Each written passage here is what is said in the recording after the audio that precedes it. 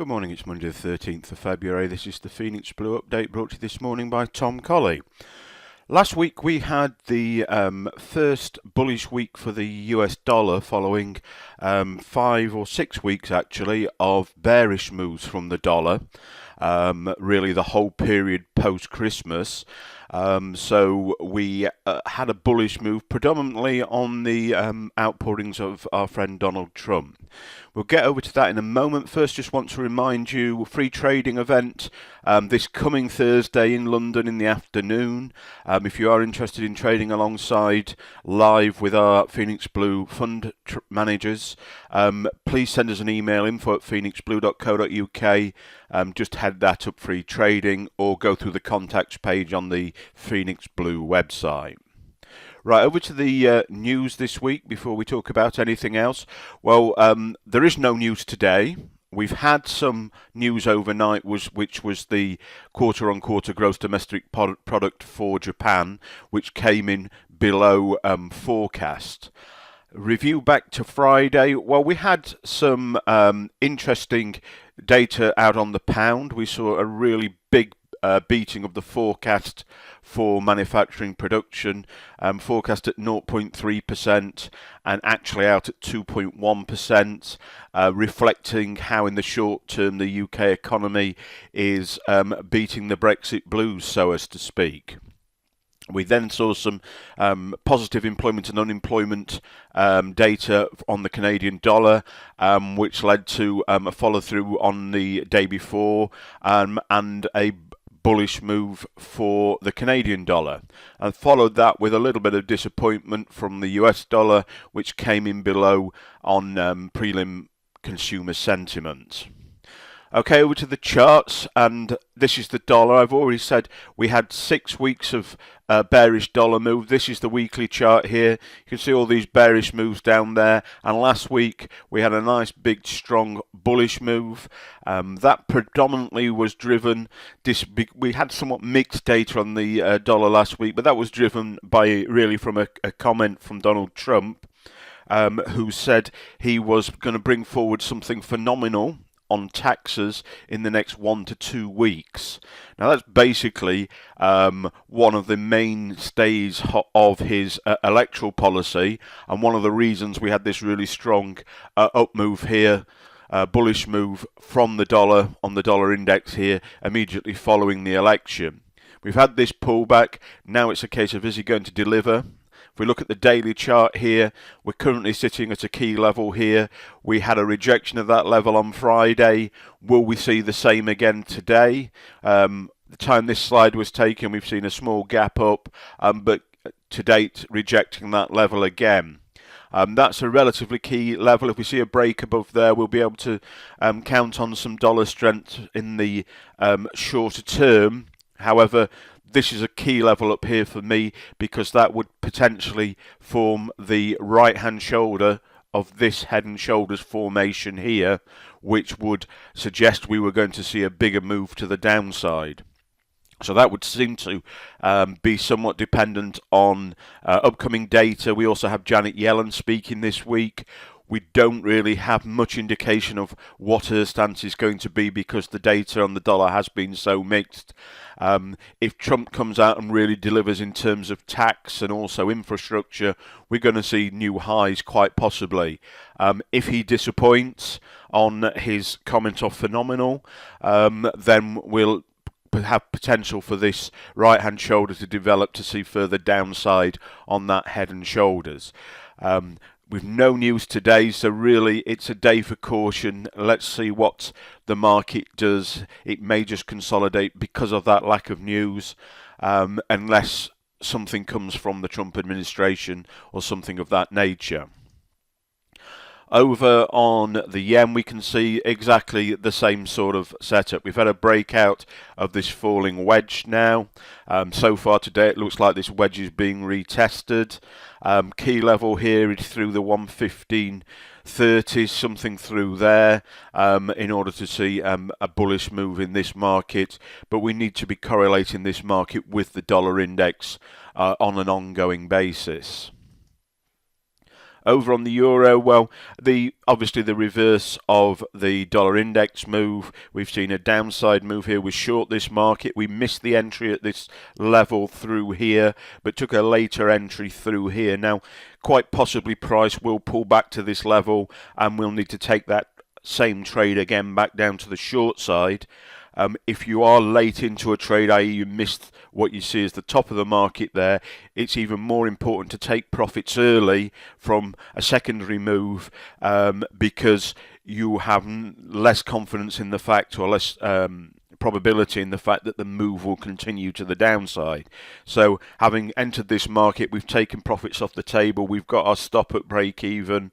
If price does pull back, we'll be stopped on that trade, but we'll be looking to get back in again at this same level, to take it back down to this level. At this time we're targeting levels around the 105.50. That would correspond with a potential inverse head and shoulders. Been there, the right hand shoulder down there, for an upside move in correlation with that standard head and shoulders on the dollar index we've already looked at. Now, one market we did see a substantial move on last week was the New Zealand dollar. We saw a very dovish statement from the RBNZ. We missed this opportunity here to take this retest on this trend line. We had previously been short from this last spike on there. However, we did take advantage of this move on the cross pair, the New Zealand CAD pair that we talked about. I'm sure I showed you on Friday. We actually got into 3 entries in that. That looks to be stalling a bit now. We've taken profits. We pulled our stops down. If it does continue, all well and good. If not, we've made a very tidy profit on that, being a cross pair, which was had the advantage of we'd got a weakening Kiwi, but also on Friday we saw that strong Canadian data that I mentioned when we were on the news page, the unemployment and employment data, which gave that added impetus. So it really was a very nice trade of trading strength against weakness on that particular pair. But you could just as well have traded it here on the Kiwi. Now we are looking either for a pullback here into the bottom of this box range that I've got marked with this yellow square there, or alternatively a break below, pullback, retest and take it further to the short side, because the comment from the RBNZ was longer term. If we get continued dollar strength, we are going to see that break. If we see a bit of recovery in the dollar over the next day or two, we may get this opportunity through here on the retest of that box range. Crude oil, well, crude oil very interesting in that it's very clearly ranging between these two levels.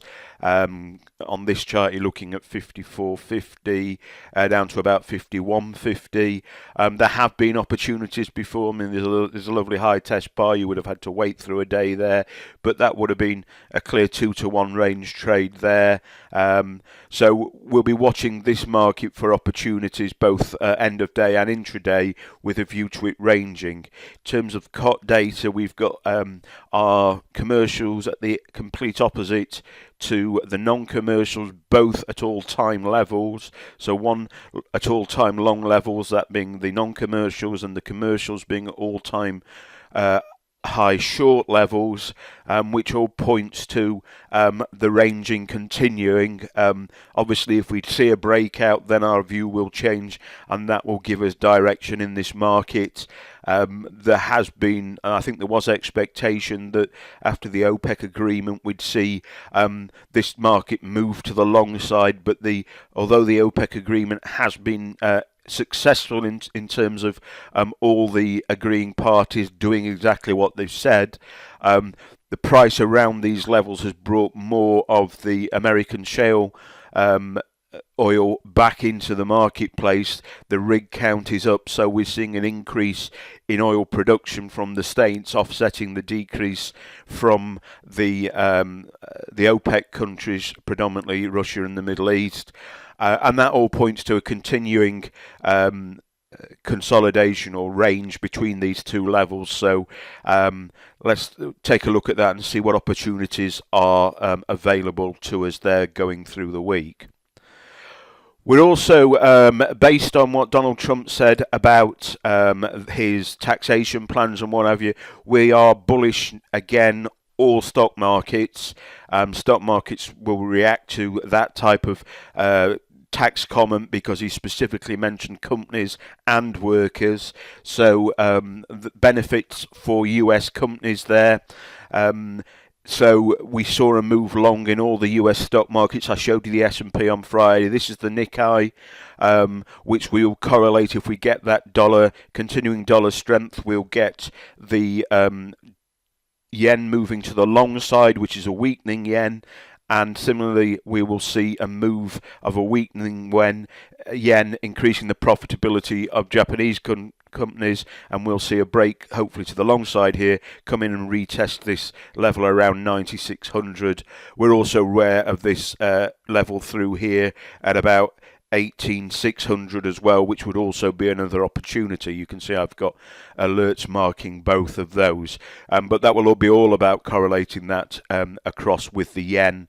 But as I've said, we're interested in all the major stock exchanges, the Dow, the S&P 500, the FTSE, which has already made a break, and we're looking for intraday opportunities, the German DAX, and here the Nikkei 225.